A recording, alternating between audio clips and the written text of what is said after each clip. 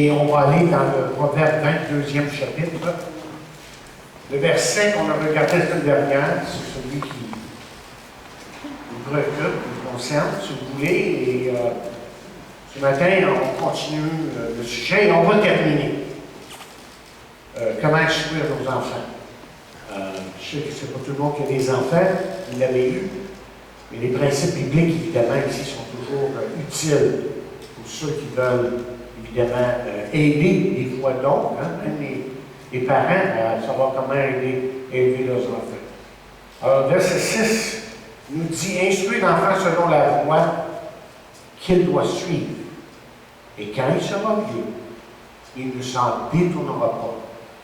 Père, bénis cette parole, et que ta parole peut justement nous emmener à comprendre ces grands principes spirituels dans ta parole que tu nous donnes pour te glorifier, mais aussi pour que nous puissions élever ces chers enfants que tu nous as donnés dans tes voies.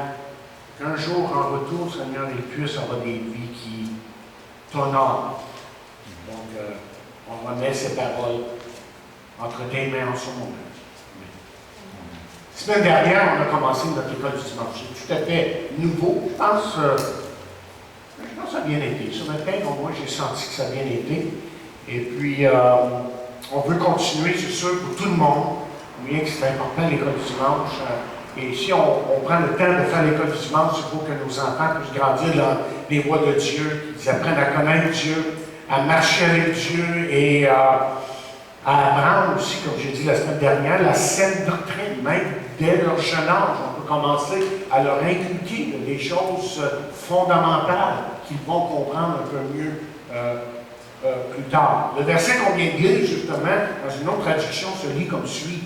On dit: donne à un enfant de bonnes habitudes dès ses premières années, et il les gardera même dans sa vieillesse. On va revenir sur ce verset-là à plusieurs reprises, parce que notre base pour parler de tout ceci ce matin, c'est les proverbes, comme je vous ai dit, et que je me base là, presque uniquement sur les proverbes, parce que dans les proverbes, il y a tellement d'instructions pour les parents. Et on se pose trois questions. Vous vous rappelez, qu'est-ce qu'un enfant? On a regardé ça. Et là, on va répondre aux deux autres. Okay? Comment éduquer un enfant et quels seront les résultats si on prend le temps de vraiment les éduquer. Alors, très vite, là, sur les points de la semaine dernière, je ne vais pas aller dans les détails, mais pas du tout, mais juste les mentionner pour que vous puissiez avoir ensemble ce qu'on est en train de dire ici, là. C'est que d'abord, on a dit la semaine dernière qu'un enfant est un pécheur.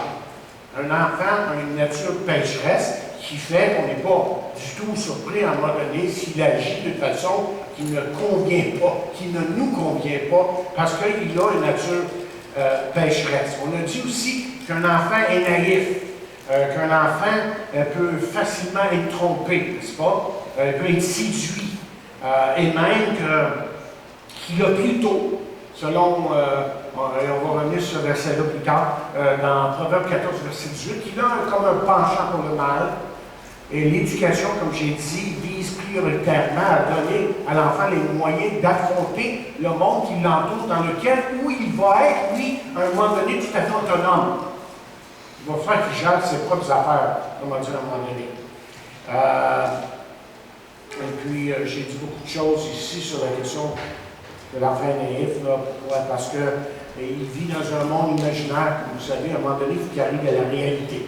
Il vit au présent, et là, bien, il faut qu'il apprenne qu'il y a des conséquences à ses actions.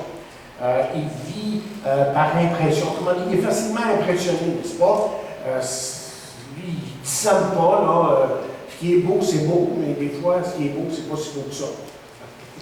Donc, un enfant a été réfléchi aussi, on a dit. L'enfant agit par impulsion. Lui, il ne reconnaît pas toujours les dangers. Ça, c'est sûr. C'est pour ça que dans les proverbes, souvent, il est dit: mon fils, prends le temps d'écouter, et à demander conseil, à peser, à prendre le compte. Et quelqu'un a dit: agir sans réfléchir, rien de plus naturel pour un enfant. Mais un constant appel à se poser des questions est nécessaire, sans pour autant cesser ou casser, je devrais dire, toute sa spontanéité. Dans le sens qu'un enfant est tellement spontané, il faut faire attention quand on lui dit de se taire, qu'on n'est pas en train de, je vais le dire comme j'aime bien, tuer sa joie. Lui, il est dans la joie, il est heureux. Là, ben, il faut faire attention. C'est sûr que des fois, il fait du bruit, mais c'est un enfant. C'est ça. Ça donne à ça. Un enfant est indiscipliné. Hein? Pas de discipline, mais à force de lui répéter, on peut arriver à lui montrer, par exemple, que s'il nettoie sa chambre, apprend à nettoyer sa chambre, il va trouver un petit peu plus facile de trouver ses choses, ses affaires, à un moment donné.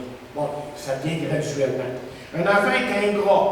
Ah, rappelez ce que j'ai dit sur ça. J'avais dit qu'il ne faut pas nécessairement s'attendre à ce que nos enfants nous remercient pour ce qu'on fait. Hein? Quelqu'un dit, pour rappeler que l'adolescence, surtout lorsqu'ils grandissent, là, ils arrivent à l'adolescence, là, qu'est-ce qu'on découvre? Que sont de peine, comment ils ont reconnaissance à certains moments. Pour ça, quelqu'un a dit que c'est l'âge sans pitié. Ils vous font savoir ce qu'ils pensent. Merci beaucoup. OK? Oh, j'ai dit beaucoup de choses. Un enfant, septièmement et dernièrement, est créé selon l'image de Dieu. Donc, on sait que chaque enfant est voulu de Dieu et que Dieu a un but pour cet enfant-là. Et c'est notre responsabilité, évidemment. Et là, ça m'amène au deuxième point majeur, deuxième question. C'est notre responsabilité en tant que parents de vraiment éduquer nos enfants. Et donc, la deuxième question, c'est ceci. Comment éduquer un enfant? Est-ce qu'on élève un enfant? Je suis sûr que si je demanderais la question à tous et chacun ici, vous auriez des bonnes réponses, des bonnes réflexions. Mais là, laissez-moi vous donner un résumé ici, certaines pensées que je pense qui sont là dans la parole de Dieu. D'abord, il faut y aller selon son caractère. Okay? La Bible dit, justement, instruire l'enfant selon la voie qu'il doit suivre, et quand il sera vieux, nous s'en détournerons pas. Et ce verset-là est en train de nous faire comprendre deux façons pour l'élever. La voie de l'enfant, d'abord, peut désigner l'ensemble de ses talents et ses aptitudes naturelles. Une éducation à l'image de la parole de Dieu doit viser à faire éclore et épanouir les dons d'un enfant. Et comme quelqu'un a écrit, il n'est pas du tout biblique de forcer un enfant à faire ce que il n'est pas fait, sous le simple prétexte qu'il est soumis à l'autorité de ses parents. Il y en a qui pensent comme ça, là, tu sais, je te dis, tu vas faire ça comme ça, puis il n'y a pas d'autre façon de faire quand cet enfant-là, bien, on va voir, est tout à fait unique. Mais justement, c'est ça que j'ai ici. Il est tout à fait unique. Hein? Chaque enfant est unique. Et les recherches le prouvent qu'il n'y a pas un enfant qui est pareil. Ce qui fait que chaque enfant, dans un sens, est comme fragile. Et c'est important peut-être que vous n'entendrez pas ça souvent, mais je pense que la parole de Dieu enseigne ça, que le parent est appelé à respecter son enfant. Oh! Bien, écoutez ce qu'il dit. Ce que Paul dit dans Colossiens 3, verset 21. Père, n'irritez pas vos enfants, de peur qu'ils ne se découvrent. Je pense qu'il dirait ça peut-être aux mères aussi. Mère, n'irritez pas vos enfants. Okay? L'enfant peut être vite découragé, mais en même temps, on va en parler, il y a une discipline à donner. C'est sûr, c'est sûr. Et dans une famille, surtout de plusieurs enfants, bien, on peut certainement constater que la voie du plus jeune, ce ne sera pas nécessairement, il ne va pas emprunter nécessairement la voie du plus vieux. Lui, il est unique. Et selon la sagesse que Dieu nous donne, on va essayer de diriger là où on pense que Dieu veut qu'il soit. Mais ce verset nous enseigne aussi qu'il ne faut pas laisser les enfants à n'importe quoi. Okay? La voie dont il est question dans ce verset et que l'enfant veut suivre n'est pas toujours la bonne. Ce n'est pas toujours la bonne voie. Alors, ses parents, eux, qui ont un certain discernement, je pense, hein, peuvent le diriger sur la bonne voie. Et justement, dans Proverbe 14, verset 12, Proverbe 14, verset 12, on lit « Telle voie paraît droite à un homme, et son issue, c'est la voie de la mort. » Alors, si on a vraiment à cœur de vraiment diriger nos enfants dans les voies de Dieu, bien, on sera appelé justement à agir avec fermeté. Cette fermeté doit être pleine d'amour pour les empêcher justement d'emprunter une voie qui peut leur faire du mal, un mauvais chemin. Quelqu'un a écrit ceci dernièrement, il dit « Par réaction à l'autorité exagérée des siècles précédents », les enfants, dans un siècle précédent, ils passaient par là. Hein? Et les bâtons sortaient vite. Il dit « Par réaction à l'autorité exagérée des siècles précédents, notre époque est marquée par un laxisme déstabilisateur pour l'enfant lui-même et pour l'ensemble de notre société. » Là, il ajoute « L'épanouissement d'un enfant ou du caractère de nos enfants ne passe ni par un endoctrinement forcené, avec force, ni avec une rigueur excessive, mais par une stimulation à rechercher les valeurs chrétiennes, conjuguées, s'il le faut, à une discipline mesurée et contrôlée. » Et disons que si ces deux choses-là sont rencontrées, sont remplies, à savoir le diriger dans les bonnes voies et de le faire avec fermeté, là, que selon ce qu'on lit dans Proverbe 22, verset 6, excusez, mais que là se trouve une merveilleuse promesse qui fait qu'un enfant a toutes les chances, peut-être, on va le dire comme ça, parce que je vais dire d'autres choses en trop, a toutes les chances de se trouver sur les bonnes voies plus tard dans sa vie. Okay? OK, deuxièmement, comment est-ce qu'on élève un enfant? Comment est-ce qu'on instruit un enfant? Dans l'insuffisant.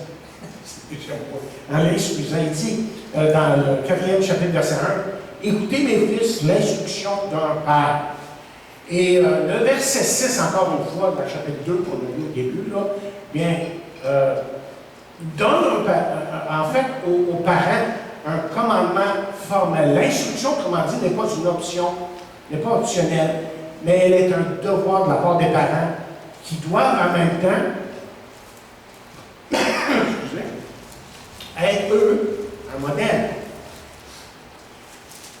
Comment dit, l'enseignement de l'enfant, des parents, excusez, est basé sur 4 choses. Okay? D'abord, elle porte sur le mal pour le prévenir.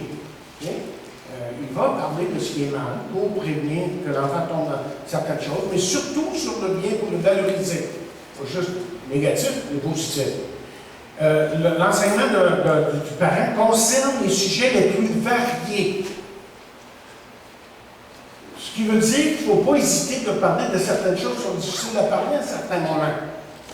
Ce qui veut dire qu'il n'est pas normal que l'éducation sexuelle des enfants soit laissée à leurs professeurs ou aux lectures et visionnements plus ou moins appropriés, apportés par leurs copains. Et avec, elle n'est pas sur moi, mais vous savez ce que je faisais? C'est tellement facile, n'est-ce pas? Donc, porte sur le mal, okay? Concerne les sujets les plus variés. Troisièmement, l'enseignement du parent est basé sur la Bible. Sans s'obliger, là, nous en tant que parents, sans s'obliger à citer tout bout de champ des versets à nos enfants, il y a une manière là, de les diriger selon la parole de Dieu, de leur partager la parole de Dieu selon les principes qui sont clairs, en espérant évidemment que l'enfant, au fur et à mesure qu'il grandit, que lui va commencer à faire le lien entre les choses, entre les liens, les choses qui se passent dans sa vie, puisque la parole de Dieu est en train de lui dire, que la Bible est en train de lui dire. Mais il faut lui inculquer la parole de Dieu.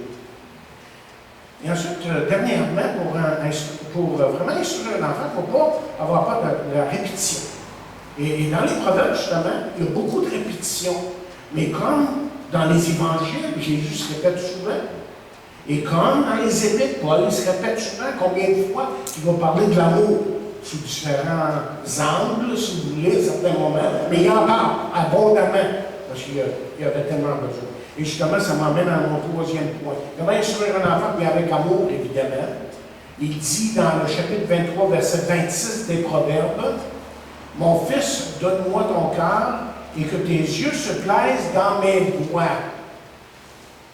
Et on nous dit que les spécialistes de l'éducation, spécialement dans ces dernières années, là, remettre en valeur l'importance justement de l'amour et des démonstrations d'amour envers les enfants.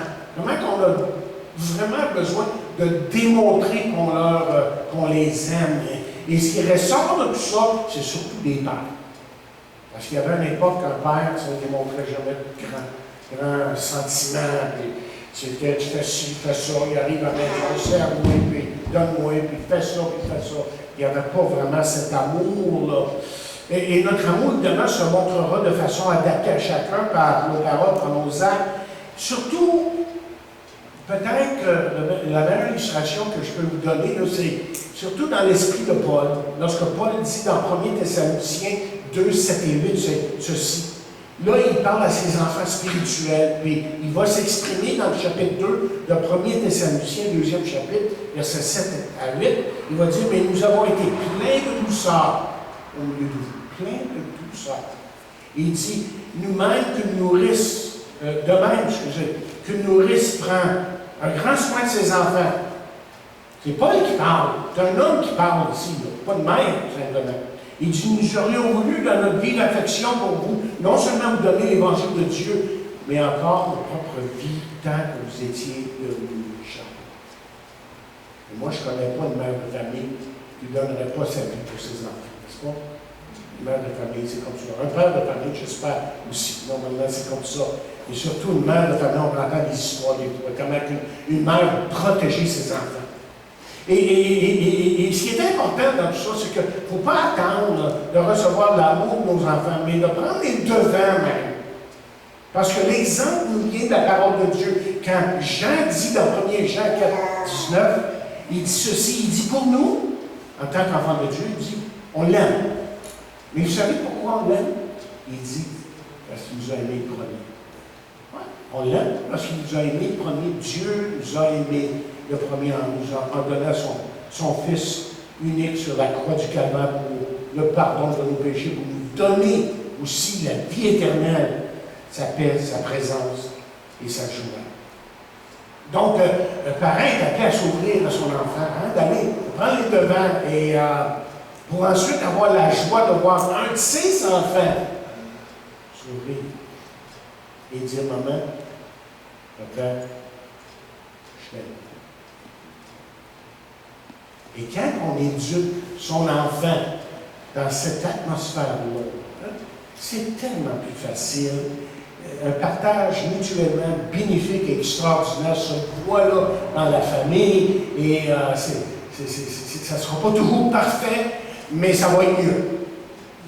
OK. Quatrièmement, quand je sens, sans hésiter à le corriger. La Bible dit justement dans le 3e chapitre de Proverbes, l'Éternel châtie ceux ou celui qui l'aime, comme un père l'enfant qu'il chérit. Ensuite, dans le 29e chapitre, il dit, verset 15, il dit, la verge de la correction donne la sagesse, mais l'enfant livré à lui-même fait la honte ou fait honte à sa mère. D'abord, je vais vous faire noter, notons tout d'abord que le terme verge n'est pas toujours à prendre au sens littéral. C'est évident que suivant l'âge, suivant le caractère de l'enfant, suivant la gravité de la faute, il y a toutes sortes de moyens pour discipliner un enfant, pour corriger un enfant. Mais le point est celui-ci, c'est d'être persuadé. Et parce que c'est une notion qui est vraiment biblique, c'est d'être persuadé contre l'esprit actuel qu'il y a dans le monde, que c'est nécessaire de corriger les enfants.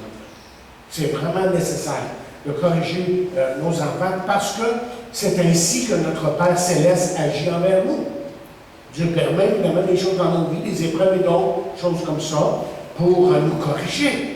C'est parce que c'est parfois aussi le seul moyen de faire prendre connaissance du mal. Si on ne corrige pas notre enfant, comment est-ce qu'il va savoir qu'il a mal fait? Parce que nous montrons aussi, en corrigeant notre enfant, qu'on l'aime. Véritablement, on l'aime. Et parce que pourquoi est-ce qu'on corrige? Parce que même si, pour les parents, c'est difficile de corriger, de punir nos petits chéris, vous savez ce qui est encore plus difficile? c'est de les voir après, dans les années subséquentes, prendre le mauvais chemin. Et prendre des voies qu'on sait, parce qu'on a l'expérience de la vie. On a vécu un petit peu, on a vu les choses, on sait qu'ils vont vraiment, pas même le détruire. Même le détruire. Et cinquièmement, bien, écoutez, j'ai une citation aussi, et ça, je ne sais pas où, là, mais j'ai pris des notes à un moment donné. Les meilleurs nous diront, la discipline fournit aux enfants un cadre sécurisant dont ils ont absolument besoin pour leur équilibre personnel. Wow, c'est important. Pas juste laisser un enfant faire n'importe quoi. Et ensuite, cinquièmement, comment est-ce qu'on va éduquer notre enfant? Bien, par exemple, évidemment, il dit dans le 4e chapitre, écoute mon fils, je te montre la voie de la sagesse. Malheureusement, celui qui a écouté ces paroles, et qui a, pas écouté, mais qui a écrit ces paroles, il n'a pas du tout un exemple. Mais pas du tout un exemple.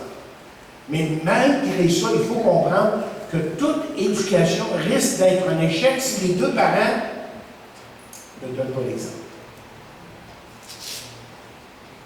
Si notre principe, c'est fais ce que je dis, mais fais pas ce que je fais, donc les résultats vont être catastrophiques. Mais en fin de compte, nos enfants là, sont des fins observateurs. Nos enfants sont perspicaces. Et nos enfants, au fur et à mesure qu'ils vieillissent, critiquent nos actions.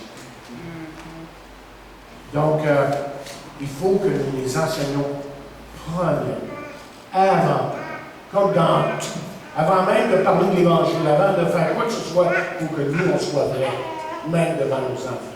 OK, troisième question, et là, je vais être court, pour un d'être long sur cette question-là, pas du tout. Quels seront les résultats de l'éducation? À quoi est-ce qu'on peut s'attendre? Et là, écoutez, 23e chapitre, verset 24, toujours des proverbes, il dit, le Père juste est dans l'allégresse, celui qui donne naissance à un sage aura de la joie. Que ton père et ta mère se réjouissent, que celle qui t'a enfanté soit dans l'allégresse. Beau verset, hein? Et il y en a un qui n'est pas si joyeux que ça. Non, je vais le citer plus tard. Je ne l'ai pas ici.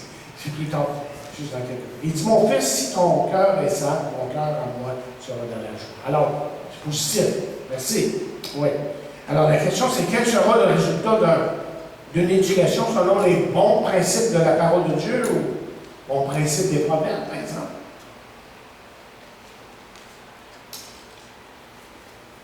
Pas forcément positif. Et d'une façon très lucide, Salomon indique qu'un fils peut refuser de suivre les enseignements de la sagesse paternelle. C'est pour ça qu'on lit dans le 10e chapitre, et c'est lui que je l'ai cité avant, 10e chapitre, verset 1, il dit « Un fils sage fait la joie d'un père. Un fils insensé, le chagrin.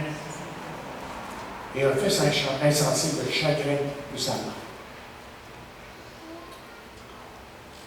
On a juste regardé la Bible et voir que l'histoire des rois de Juda, par exemple, quand vous lisez ce qui s'est passé avec les rois de Juda, là, nous montre que les enfants ne suivent pas toujours l'exemple de leurs parents. Par exemple, Ézéchias, un homme de Dieu, un roi qui a vraiment prié Dieu, à tel point qu'à un moment donné, Dieu a rapporté sa mort.